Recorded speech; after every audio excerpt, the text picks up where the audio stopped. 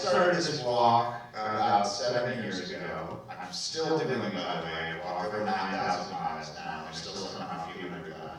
So I'm obviously very bad at estimating how much mileage is left. But about 2.5 years into my walk, my good friend Jeremy, who's a filmmaker, said, hey, maybe someone should be recording some of this. Gotta come out and walk with you for a few days, and I'll bring my camera along and just see what happens. So we didn't have any grand plan or anything. There's no particular locations we were trying to go to. He just came out with me, whichever places I was walking those days, and then just kind of kept coming out another day, and eventually it was 3.5 years later, and he had 500 or 600 hours of footage, and turned it into what you just saw.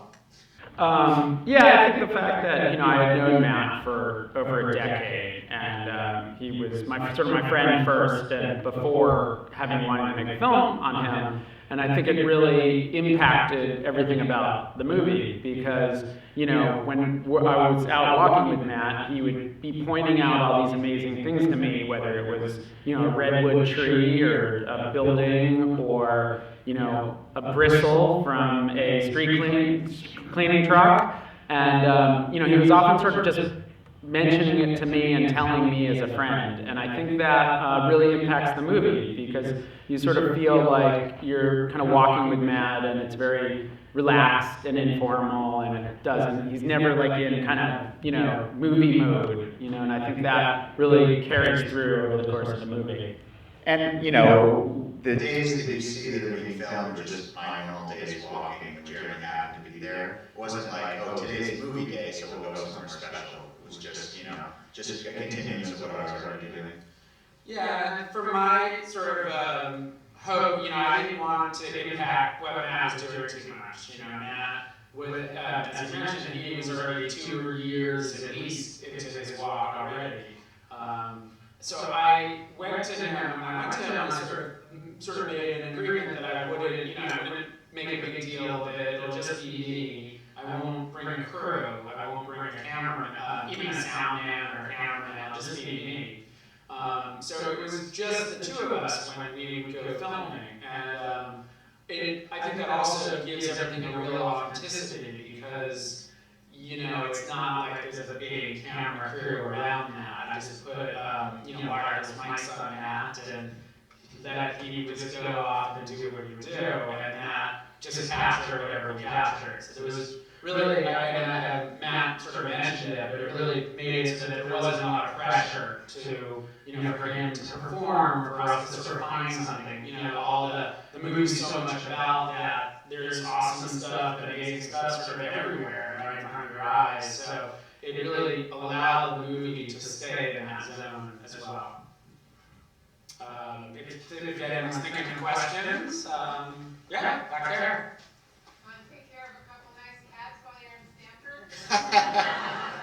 Unfortunately, I have to head back tonight so that I can go to Chicago tomorrow, of all places.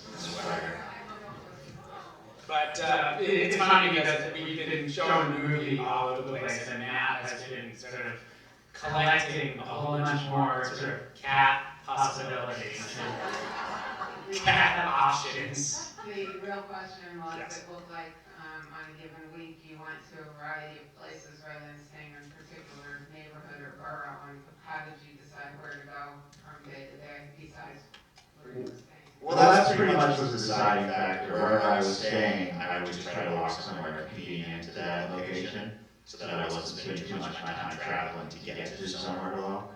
So I was either walking the neighborhood where I was staying, or if I already walked that neighborhood, which was often the case, just somewhere that was relatively nearby or easily accessible on the train or whatever it was. It was great for me because at any week, Matt could be staying in 3, even 4 places. So it could be like on Tuesday, he could be staying somewhere in Brooklyn. On Friday, he moves to the Queens, and then he's in the Upper West Side of Manhattan. And it just allowed it so that the scope of the movie, where you're seeing so many neighborhoods, was I was able to sort of get that because of the Matt's kind of existence, where he's in all these different apartments normally. we'll take one up front. Yeah. How are you? Good. Two questions. First question is, has walking 8,000 miles taken any sort of physical toll on your body? And the second question is, a lot of people don't follow their life training due to fear, but you're a person that lives very much in the moment. Did you have to overcome any fear at the beginning of this journey or throughout it? Like, how did you overcome that if you had to? Hey man, thanks for coming.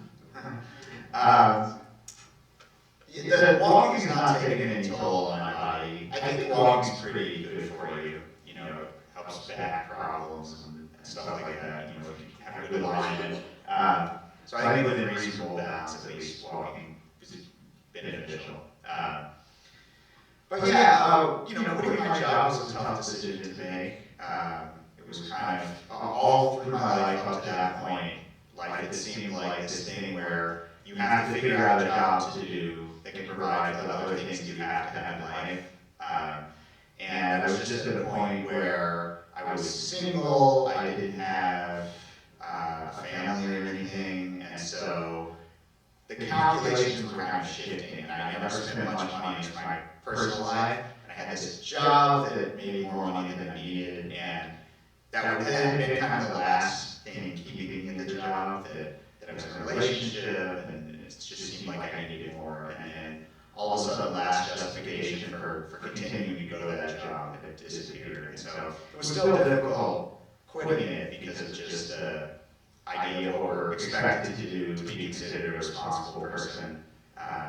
So it was kind of difficult letting that go, but I don't know, slowly I was able to. And actually, part of the trick for me was I had this idea that I'd give myself a year to find a new job that was more fulfilling to me. And if I hadn't done that, I had to quit and do my walk across America. And I told everybody I knew this plan.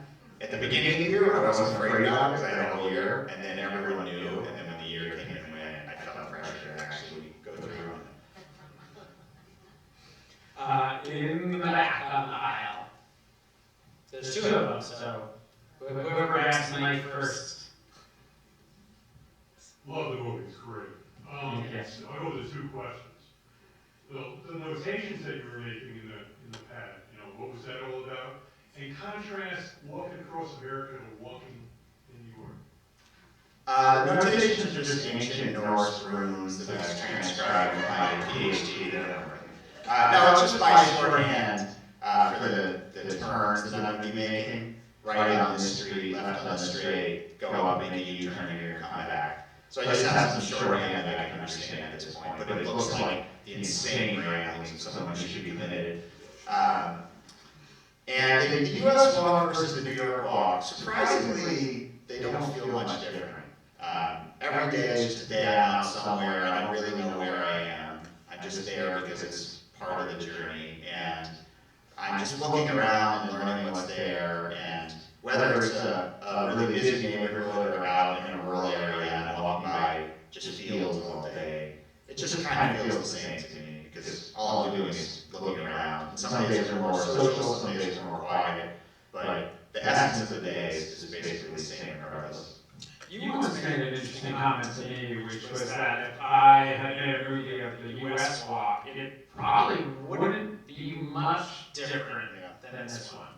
And I think there's some deeper point to that in there as well. Yeah, as much as this shows you all these great parts of New York City, really the message of the film, I think, would come through even in a totally different kind of landscape.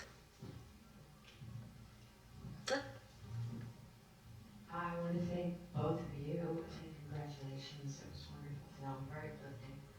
My question is about logistics. So we saw you in the various apartments with all the cast, very impressive how you remember their names. I'm curious about during the day, you know, going to the bathroom, drinking water. None of that was shown.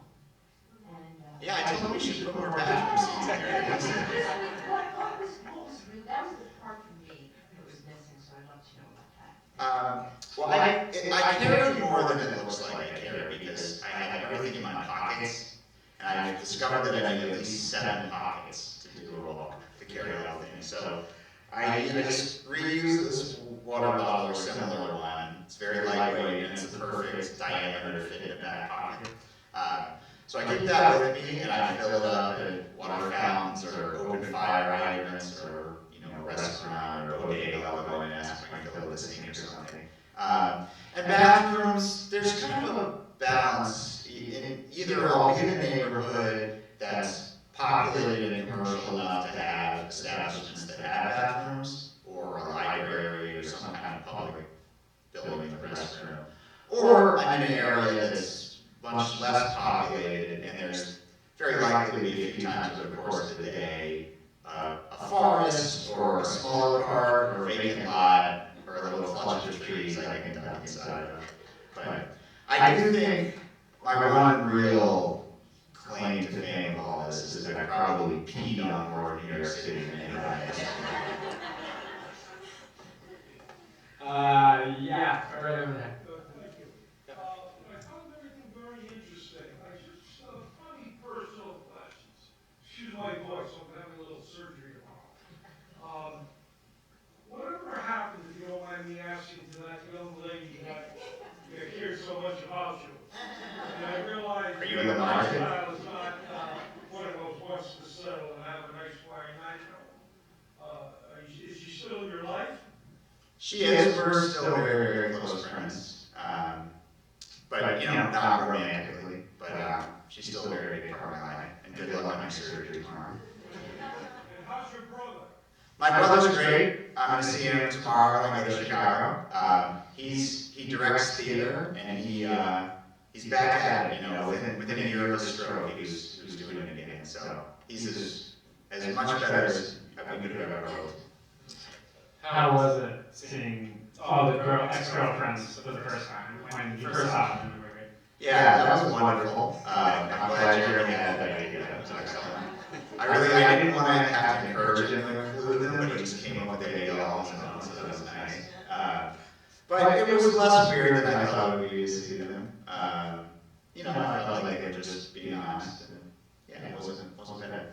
There was another one that I hoped to film, and she refused. Probably because of your abrasive tone. Yes. Yeah, right here. Hi, I'm just wondering to what degree your interactions were different with people when the camera was following you, in terms of whether they were more interested in coming up and speaking to you when you saw that, or if they kind of ran from you, or how that impacted them. It went both ways. There were people who were excited to see a camera and who otherwise probably wouldn't have wanted anything to do with me. And there were other people who didn't want to be on camera and would cross the street to make sure they were in the same shot. So I think it had some net, or about net even, some positives and negatives. But the tone of the interactions was pretty much the same, even though it was a slightly different group of people.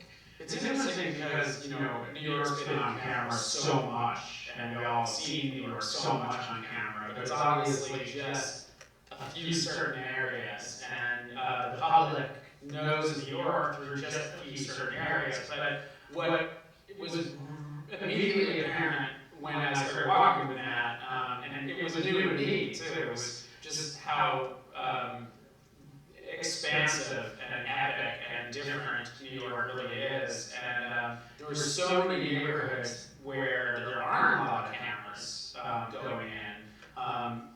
So there were some neighborhoods, obviously, like Manhattan, where they would see cameras, just any regular day. But there's so many others where we were, where it was almost a novelty that somebody would be there in the neighborhood with a camera, and it wasn't for some news story that was probably usually a negative news story. So I think that also kind of added to some of the goodwill in a way when Matt would be in some neighborhoods. Let's go in the back. Back there. Yeah, you're kind of shaking your hands. There you go. That worked. Everybody who wants, just shake your hand. So I teach a class on New York City, a high school class, and I think kids are naturally curious, but in this class in particular, because it's an elective, they feel like they can research things like the oldest tree in Manhattan or something like that. So I'm curious where that research came from. Did you always have that and were you like that in high school, or did that develop over time as a result of you walking around? definitely developed over time. When I started the walk, I knew I was going to take a bunch of photos, but I didn't assume I would have much to say about them. And then I would have questions about things that I would see. And over the years, I found more and more resources for finding answers about them. I didn't understand 7 years ago when I started how much information you could find about seemingly insignificant things from your home computer. And in fact, over those 7 years, lots of more information has become available by digitized newspaper archives or troves of government documents and things. There's just more and more stuff that you can get to from your laptop. So that's really developed over time. At this point, I spend a lot more time researching than walking. So yeah, it's definitely shifted over the years. It's like one of those things where the closer you get going to being finished, the slower it's all going, just from the research. Yeah. Of the mother here. I just wanted to ask, wanted to acknowledge too that it was so great to see the film where you kind of personalized it so much, where you would see somebody and just say, hey, how you doing? And you would play with a kid like you were in the street, and you sort of showed a different part of New York that sometimes you don't see, where you showed the different aspects of it with people. That was great. Thank you. Yeah, I mean, New York certainly has this reputation for people being too busy to talk to you and unfriendly, but, all people are the same. We all like to feel like someone's interested in us, and, if you ask somebody a question, they're generally happy to reply. I feel like we all have these thin walls up around us that are really easy to break down. And that was definitely a big takeaway when I was walking with Matt, where I would just see this over and over again with Matt, where he would just, I call it the human greeting card, and just suddenly the people were so interested and nice and lovely everywhere you went, and that became a big point of reference for me to show that in the film as well. That just, it was blowing my mind every time I walked in Matt to see that as well. Yeah. Up here. I'm just wondering if you were very excited to edit the film, were you very involved with the editing and then music So I edited the movie. As Matt said, I had 600 hours. So it was a real challenge to edit it. And the biggest challenge was the fact that probably within the first week when I started filming Matt, I realized he was probably not going to finish. So it became this thing where I started realizing, okay, it's not going to be one of those movies where we are following along and will he finish, will he not finish, and maybe there'd be like a little counter with mileage as we go, and the audience is going to be with it to try to figure out is he going to ever get it done. Kind of like this movie that's in theaters now, this great movie, Free Solo. Is he going to ever climb the mountain, and is it going to happen? And I knew that was not going to be a movie. So it suddenly kind of created this challenge, like, okay, well, what kind of movie is it, and how do you edit that, and how do you turn that into an experience for an audience would go on the journey with Matt and feel that it really, they went on a journey. So I really was thinking hard about how going with Matt for myself, had a really profound effect on me, that he was doing this really simple thing. He's not doing something extraordinary like Free Solo. He's doing something ordinary. He's walking the street. But by doing that, all this sort of profound stuff was sort of popping through for me. And I was noticing things for me that I had never seen in a city that I had lived in for years. So that became how I sort of thought about the movie and how I tried to edit it. And I edited it. I did something a little unusual, so I was editing it as I was shooting. So that allowed me to sort of be a little bit more inside the story as we were doing it. In the back, there's a couple hands kind of right in the middle there. Yeah.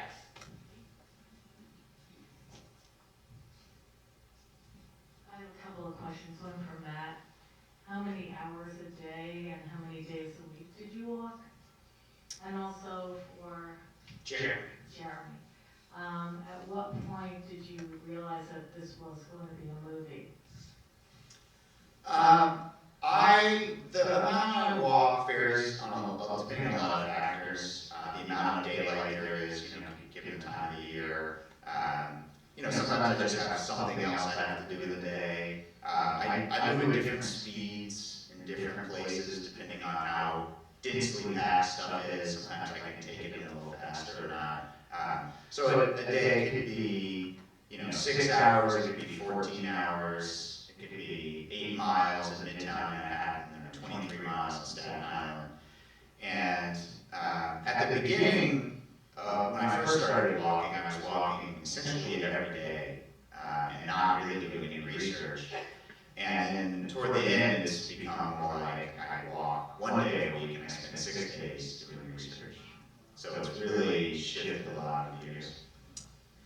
When did I think it became a movie? This kind of relates to the editing question as well. I was doing another thing unusual, and I hadn't done it on any other film that I've done, which is that I was sharing with Matt scenes. As I mentioned before, I was editing as we were shooting, and I would also share those 5-minute scenes, 7-minute scenes with Matt. And I'd say, hey man, I just got this really cool scene about church gods. Check it out. And it was kind of the first time I had ever done that, but I felt like it was really important for a lot of reasons. One, we were friends, and I also wanted to see kind of like the tone I was sort of going for, and I knew also he would be an incredible asset to the making of the movie as we were shooting it. So I think we started just to kind of see a lot of stuff, and it was all looking really interesting, and I just kept on shooting, and somewhere after a year probably, we got I'm sure from the outset you were like, this could be, sure. But it wasn't, there was no grand plan or anything, and it just kind of started taking shape, and you probably started to see how, you're talking about that challenge of, it's not going to be like really finished, or so, at some point you saw like, oh, I can see the journey as a film takes you. I remember I cut very early maybe within the first year, I cut what became the scene of Matt finding plant life in New York City. And that was one of the really early scenes that I edited, and I sort of kind of thought like, okay, I sort of get the movie from this scene. And that, in some ways, was something that I think, I showed him out, and he sort of understood, like, okay, I see where we're heading here, and we were kind of thinking about it in that way. The scene when Matt gives the fig to that young lady, that happened like in maybe one of our first days walking, the first couple of weeks. Over here? I really enjoyed this. The first question I had is, how did you determine and how did you come upon that scale model of the city, which was so wonderfully woven in throughout the movie? I mean, was that from the Queen's Museum? Because it looked faintly familiar from my childhood. And so I thought it might be, that was wonderful. I thought that really kind of grounded everything. And then the other thing was, did things end well with the lady with the license plate? And she said, oh, you're taking pictures of my license plate. The license plate lady, nothing really happened. I was like, your license plates are advertisements for your business, how can you be mad at that? Yes, she didn't really care. But the panorama is that, 3D map that's at the Queen's Museum, and Matt was talking about it, and he was talking about how there was this amazing thing in the Queen's Museum, and I had never seen it. I had heard about it, and it's been in a couple other movies, and it showed up, it came out during the World's Fair in 1964, and Matt was talking about it to me on camera, and then it sort of clicked, well, why don't we use that as the map to sort of define where we are in the movie? Since the movie since Matt's story is so not, it's kind of analog, like we were saying before, it's just sort of walking. We didn't want to do one of those kind of glitzy, animated graphics where it's, like you see on the news, like Google Earth or anything. So we really wanted something to feel like it was kind of earthbound and analog and old school. And amazingly, the Queen's Museum knew all about Matt, and they let me film in there. And I said, can I bring a 50-foot crane in there so that I could put a camera on the crane and make it seem like it was like almost like a helicopter flying over this? And they said, great. So yeah, we're really excited by that. You guys should check it out. It's at the Queen's Museum, which is really close to LaGuardia, and it's really awesome. Another question back here also. Oh, okay, yeah, go for it.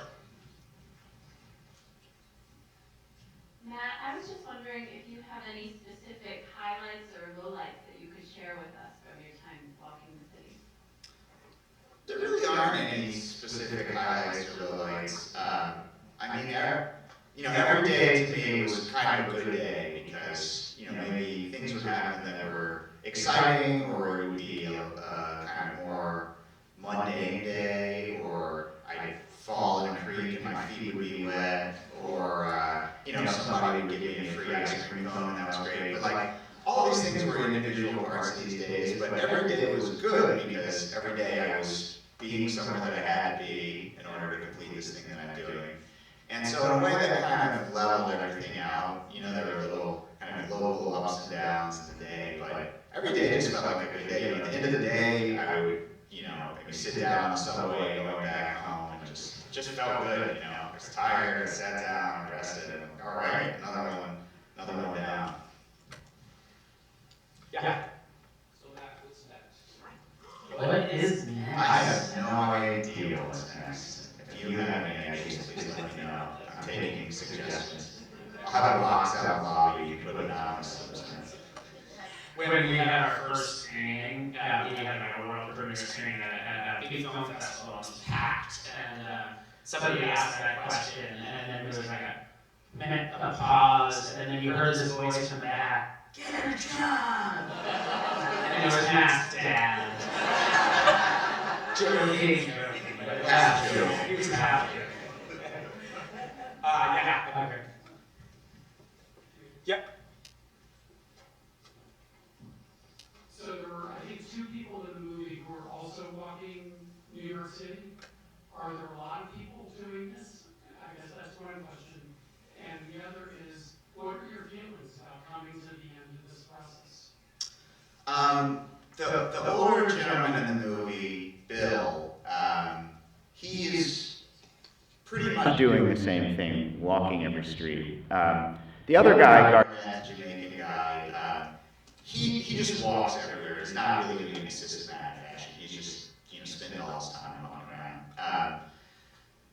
around. There are a few of in New York people who walk every block of Manhattan, which is kind of a manageable thing to do with a job. You could do it on weekends over a couple years. You could do it after work for a few miles here and there. So there are a good number of people who've done that. And that's, in fact, the first thing I heard of that gave me the idea to do this walk. I never would have conceived of something like that. When I heard of 2 different guys who had done it every block of Manhattan, and just fascinated me. It was such a different way of looking at a place. Rather than trying to think of highlights where to best spend your time, it's just a way of being everywhere and putting everyone on the same footing. So that was really inspirational to me, and a good number of people have done that. How many miles is that, Manhattan? Manhattan's a relatively small part of the city in terms of land area. I think, you probably walk 800 miles or something. You could walk every block of Manhattan. What was the second part? Your feelings about this? Oh, feeling about finishing, yeah. I kind of learned my cross-country walk not to look forward to the end, that nothing special is going to happen at the end. You just, all of a sudden, you're done. So I don't really have any feelings about finishing.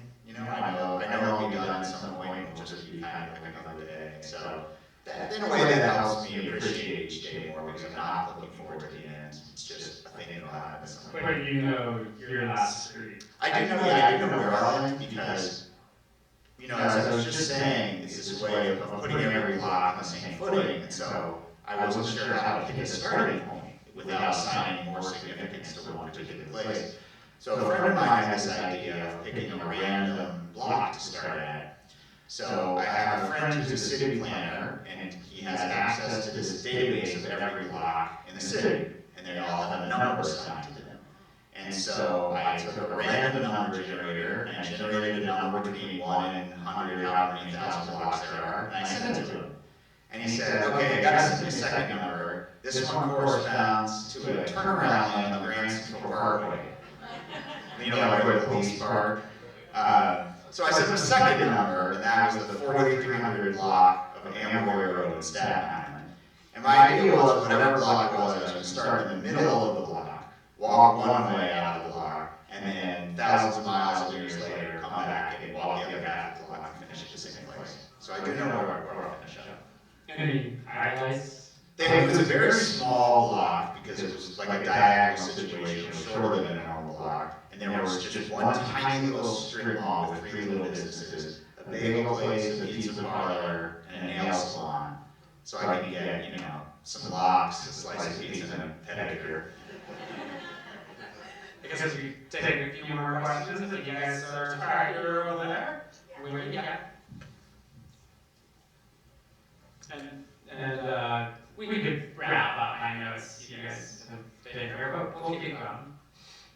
I have a million questions, but I'll just keep it to 2 simple ones. Jeremy, how many miles did you end up walking? And Matt, how many pairs of shoes did you go through? I don't know how many I walked. I probably walked hundreds today. And it was, you know, Matt, well, you know, Matt's feet are, as I'll tell you, are fine. My feet were destroyed. He had all this extra weight with the camera equipment, you know, and he had to run and catch up with me all the time. So he was actually doing a lot more work than I was. I mean, there would be something where Matt would point out, oh, this is Margaret saying where the first person really control kind of was. And I would instantly be like running around to different vantage points to get a million shots. All standing in the middle of traffic. Yeah, he was trying to stop traffic because again, it was just me, it wasn't a crew. Sometimes I'd be like racing to get the wide shots, and then sometimes I'd turn around and like Matt would be gone, and I'd have no idea where he was, and he'd be, you know, a quarter of a mile away, like down the street. So it was, I thought, I was like, oh yeah, I'm gonna film my friends walking around, this will be, you know, I'll put a mic on, this will be a blast. And it was by far the hardest thing I've ever filmed. It was really difficult. Just also the obvious stuff like him walking in every weather, any temperature, the blizzard, rain. So it just was really a lot more intense for me than I expected. So, but I probably walked, you know, several hundred miles and stuff. And I haven't been keeping close track of shoes, but probably about 7 or 8 pairs I've gone through so far. I get a lot of miles out of walking shoes because I can see the heels are wearing off on these, but I can just keep wearing them for a long time. Whereas if I were running, it probably caused some foot problem to not have a perfect bottom of the shoe, but walking is low impact, and you just kind of keep going. When Matt was pointing out the tree at the end, you know, the Queen's Giant, I remember having to like run up I just remember this as well, where I was like running up the hill to get the shots, and then like running back down, and doing stuff with the book, and then like running back up the hill. It was awful. Okay, yeah, over there.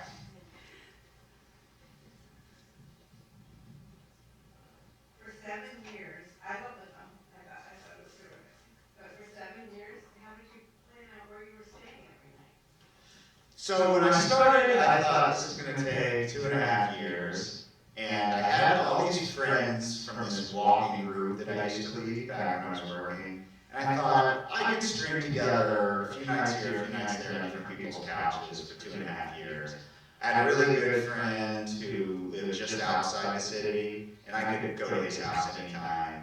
So I figured I could patch together a couple years. And then the cat sitting thing happened.